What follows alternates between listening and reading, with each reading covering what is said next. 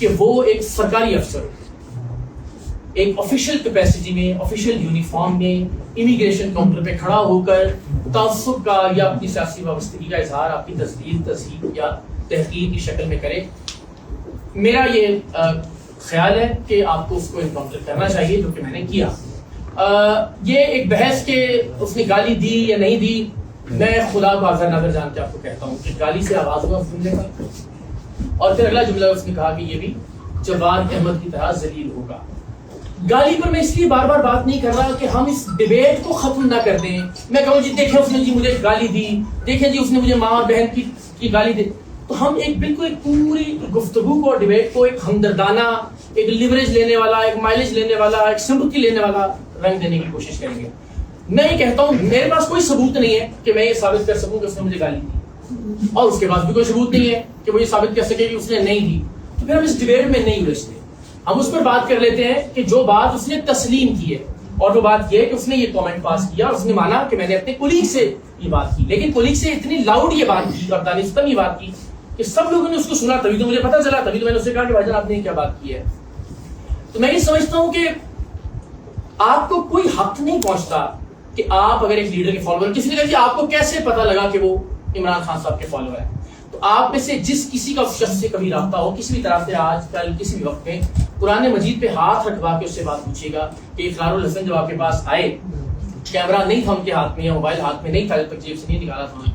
انہوں نے آپ سے پوچھا کہ آپ عمران خان کے فالوور ہیں. میں نے یہی کیا جب میں امیگریشن کاؤنٹر سے اس کے پاس آیا, میں نے اس کو پوچھا کہ بھائی آپ عمران خان کے فالوور ہیں, اینڈ ہی سیڈ یس.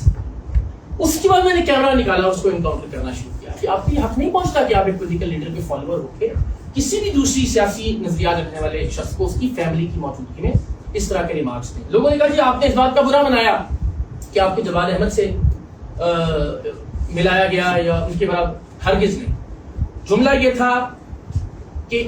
یہ بھی جواد احمد کی طرح ذلیل ہوگا.